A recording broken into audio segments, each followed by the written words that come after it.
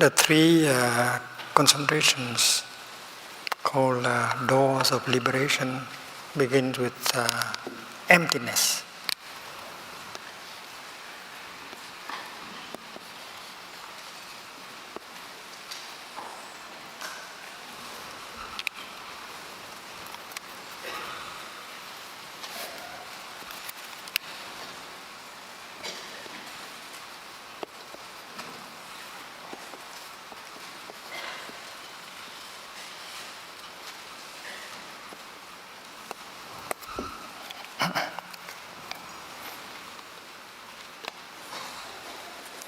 Emptiness does not mean non-existence.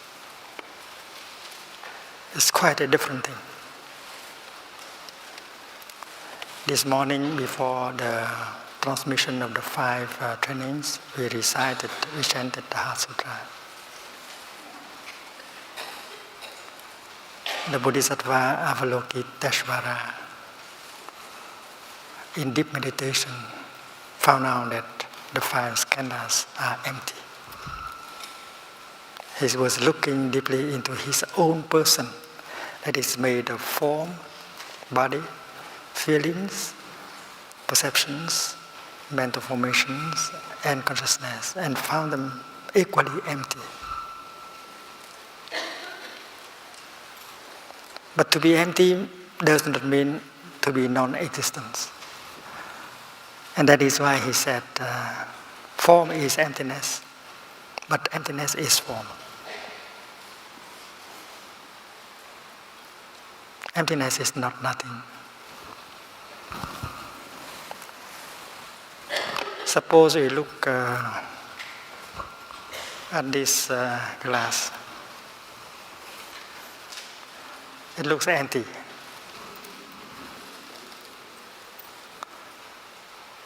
But in order for the glass to be empty, it should be there. In order to be either full or empty, the glass should be there. So emptiness does not mean non-existent. This glass is empty of what? It is empty of tea. But it is full of air. Emptiness.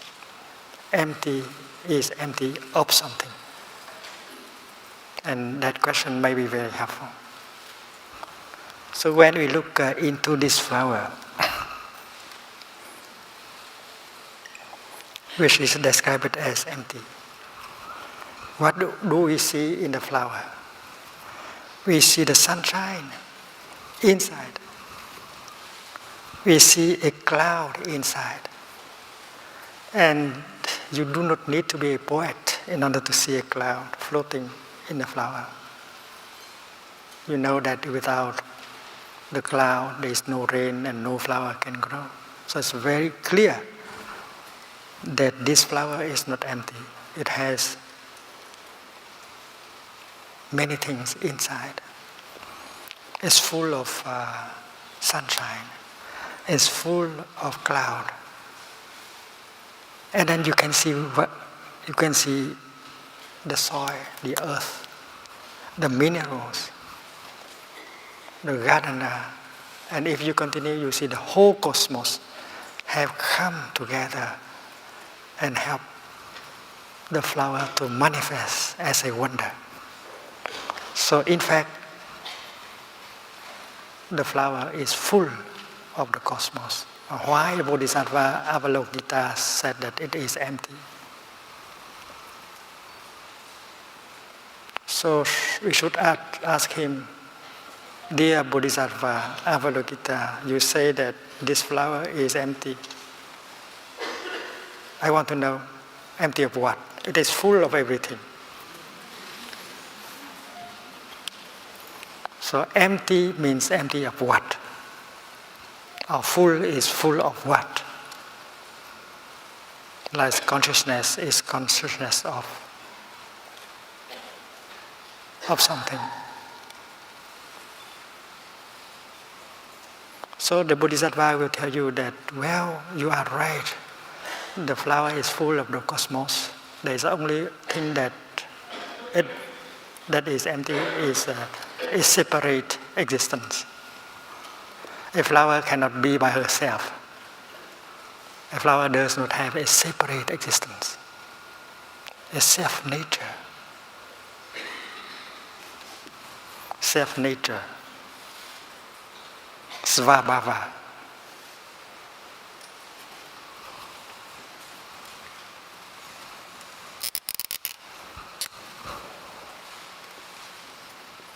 Tự tánh, self-existence, self-nature, svabhava.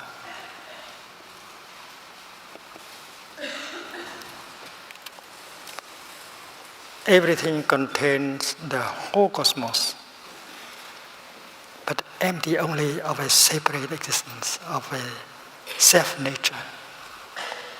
Because if we remove the non-flowers elements from the flower, there is no flower left. And flower, according to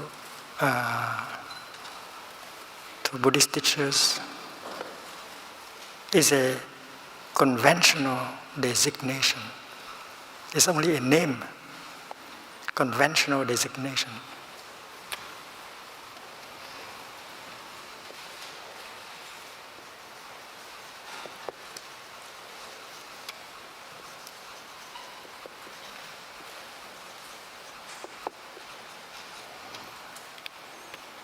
Suppose we talk about the euro or the dollar. The dollar doesn't have a self-nature. It is only a conventional designation. It doesn't have a self-nature at all.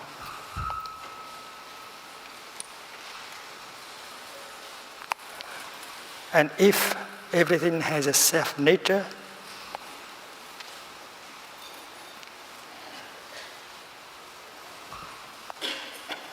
everything has a self-existence and does not need others to be there, and then that everything will remain the same forever. Suppose we talk about a child. A child has no self-nature, no independent existence. Without the father, the mother, the sunshine, the water, the food, a child cannot be. A child is a conventional designation. And that is why a child cannot remain a child forever. He had to grow into a young man or an adult. If a child has self-nature, and a child will remain a child forever.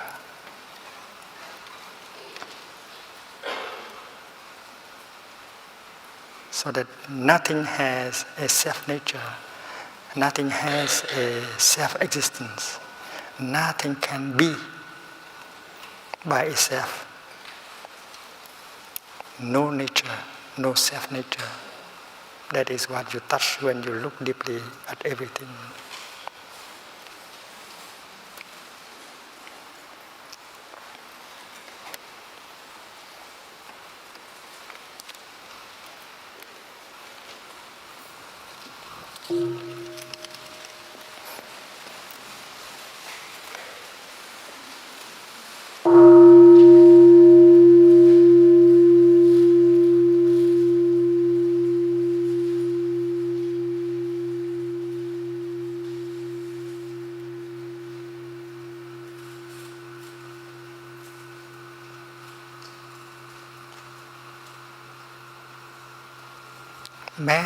Man, the human being, is a conventional designation. The human being does not have a self-nature. Man is made only of non-man elements.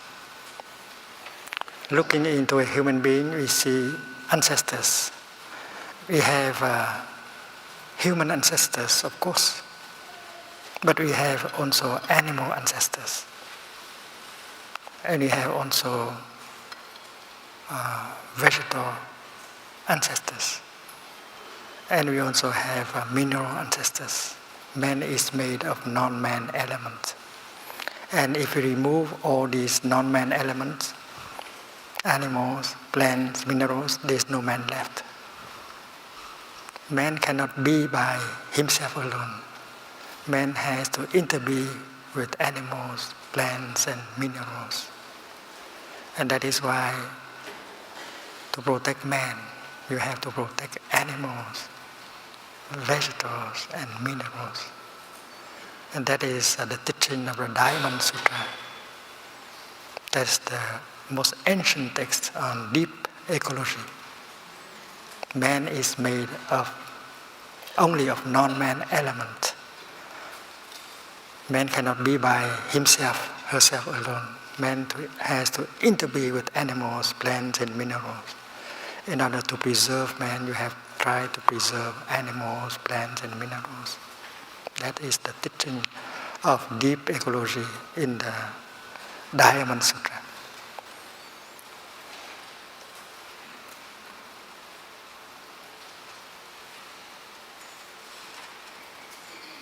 When you look into the sun, you see the father, you see the mother, you see the ancestors. And a son cannot exist by himself alone, cannot be by himself alone. A son or a daughter can only interbe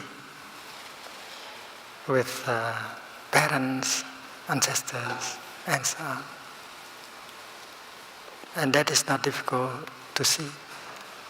As a biologist, you can look into the body of a person and you see that the person is the continuation of his parents. All the cells, all the genes have been transmitted by many generations of ancestors. And then if a son gets angry at his father, there's something wrong in it. There are young men who are so mad at their father, so angry at their father, that they dare to declare like this: that person, I don't want to have anything to do with him. That's nonsense. Because your father is in every cell of your body, you cannot remove your father out of you. The fact is that you are the continuation of your father, and you are your father. You cannot take him out of you. You have no private, separate existence. That self, that self, Atma, does not exist. A separate existence, something permanent, non-changing entity, and sometimes we call it soul, is not there. There is nothing unchanging. When you look in deeply into the five skandhas, form, feelings, perceptions, mental formations, and consciousness, you see everything is flowing, everything is changing. You don't see anything that can remain the same in two consecutive moments. And therefore, a self, a soul that remains always the same does not seem to be something real at all. There is no unchanging self. You are empty of a self. You are empty of a separate existence.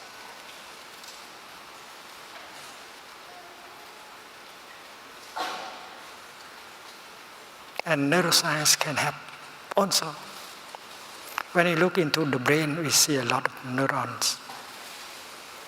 And they are working together. They are firing, they are exchanging informations every moment. And there is no neuron that plays the role of the conductor, the role of the president, the role of the commander.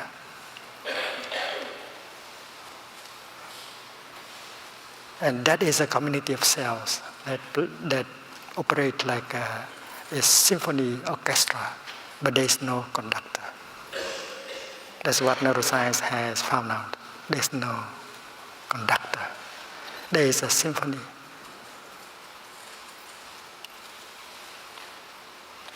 In our body, there are billions of cells.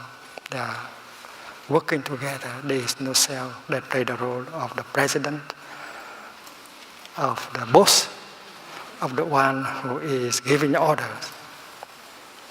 Therefore, a decision is made. But there is no decision maker.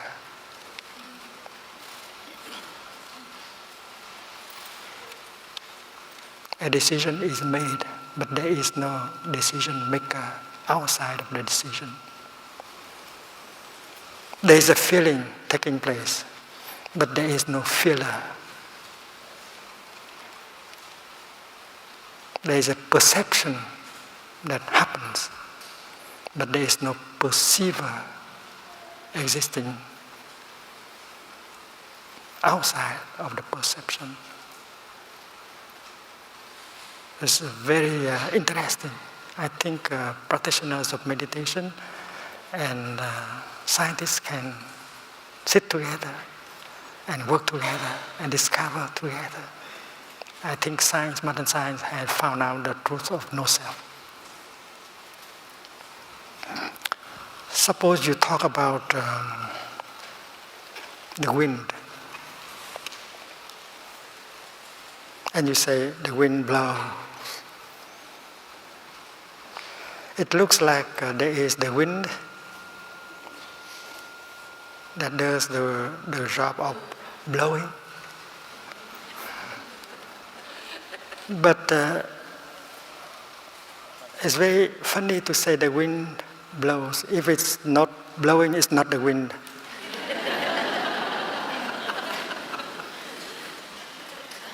And we say the rain falls. Imagine a rain that does not fall.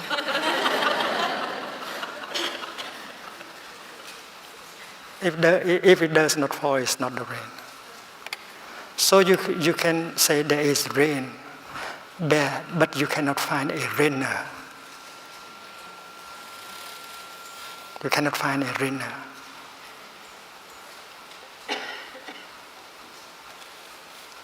The same thing is true with our feelings, perceptions, decision. There is a decision that is made, but there is no decision maker existing outside of this decision.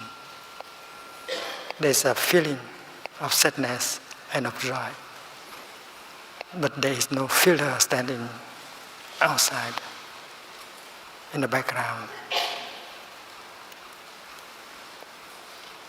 Because there is no self, there is no svabhava, there is no self-nature. Everything is a conventional designation.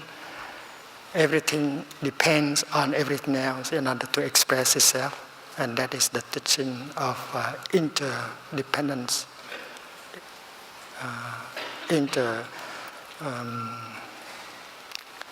connection. You cannot be by yourself. It's impossible to be. It is possible to interbe, but it's not possible to be. And that is why the teaching of the Buddha on Genesis, how the world come to be, is very easy. It's very simple. This is because that is. This is not because that is not. Everything is connected to everything else. And that is the meaning of emptiness. Everything is full of everything else, but everything does not have a separate existence. That is emptiness. And emptiness is not something negative. Nagarjuna, that Buddhist teacher of the 2nd century, has said something very interesting. Thanks to emptiness, everything is possible.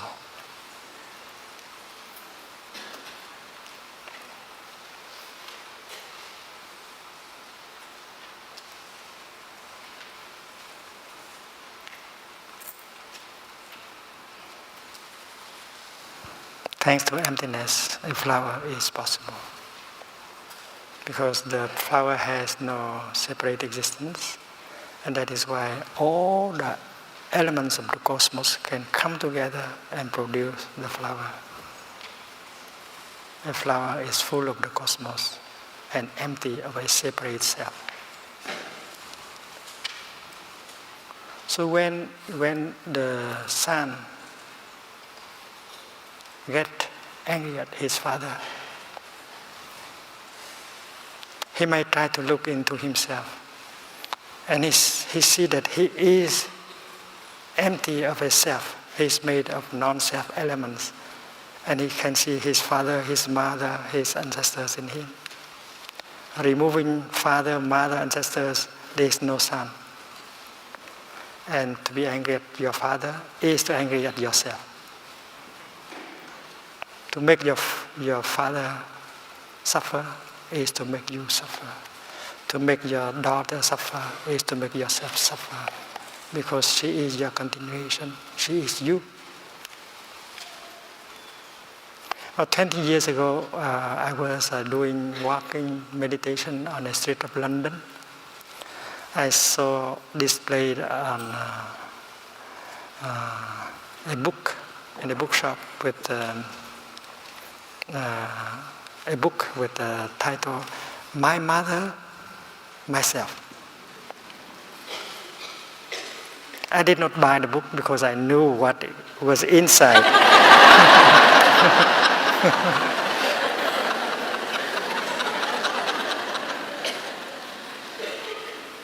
It's true that you are the continuation of your mother, you are your mother. You are the continuation of your ancestors, and you are your ancestors. You are not something static, you are a stream of existence. So when you walk, all your ancestors are walking with you. That is the truth. So let us, when we walk, let us invite all our ancestors to walk with us at the same time. And if you can make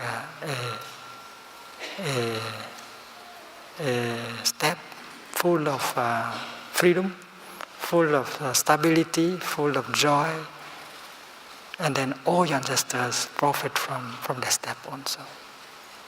You are so kind to allow your ancestors to experience peace and joy and freedom with every step.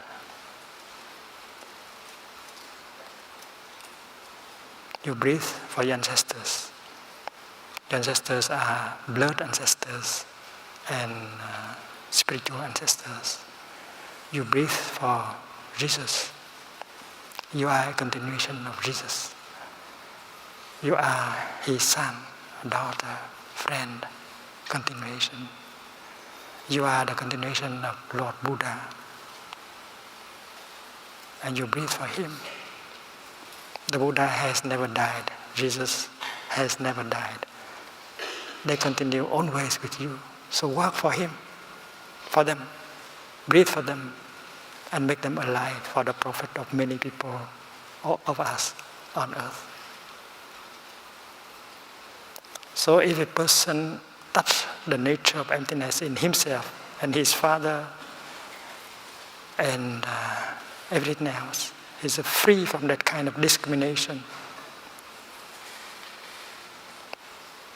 And with all discriminations removed, there is no longer anger, fear, discrimination. Happiness is possible right away. That is why emptiness is a door of liberation.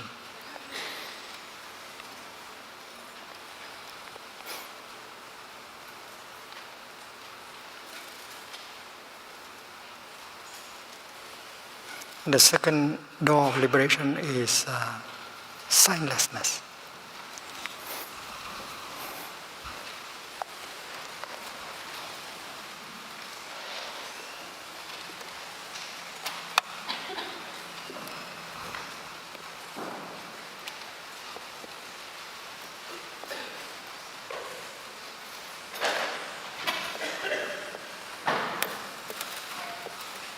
Vô tưởng.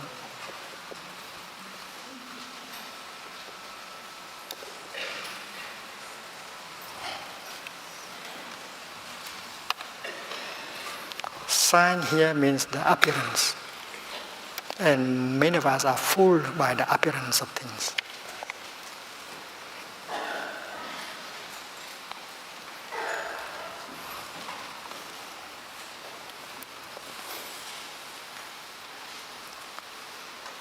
When the cloud, when your favorite cloud is no longer there on the sky,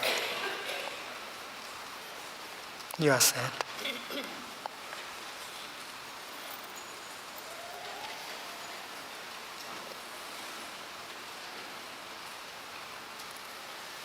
By the way, you have to remember that 70% of our body is made of cloud. The clouds are inside and not just on the sky. And every day you continue to drink clouds.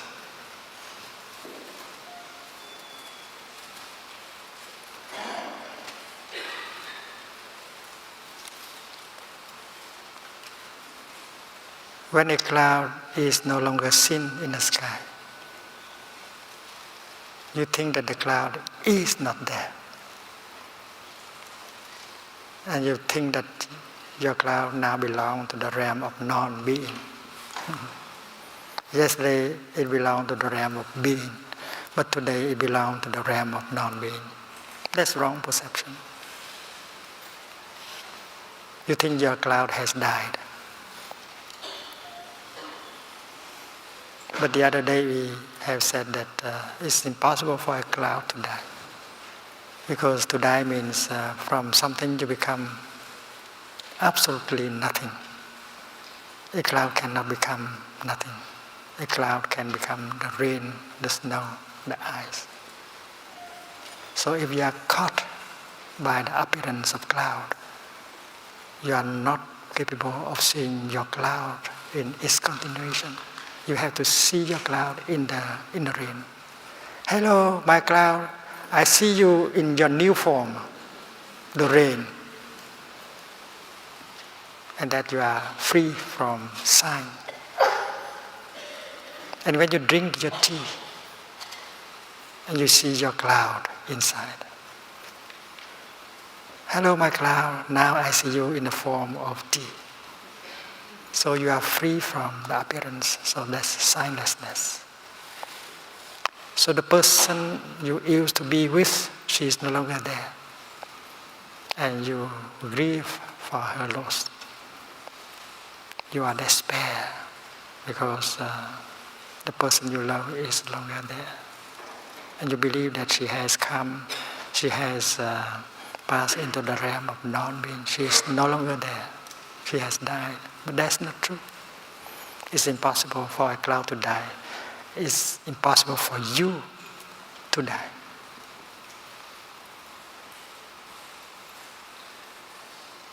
And your beloved to die. If you have the eyes of signlessness, you can see your beloved one in her new form. You can see the cloud in the rain. And the rain is calling you, darling, darling, I'm here, don't you see me? You don't see her in the rain. You don't see the cloud in the rain because you are caught by appearance. You do not have the eyes of signlessness.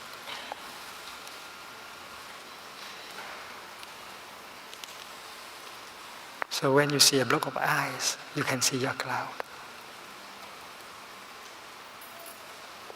When you see the snow falling, you see your cloud. Nothing can die.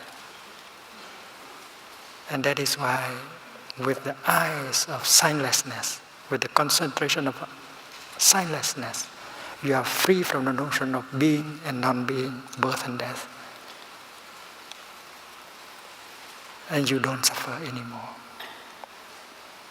Even from your own death, because you cannot die.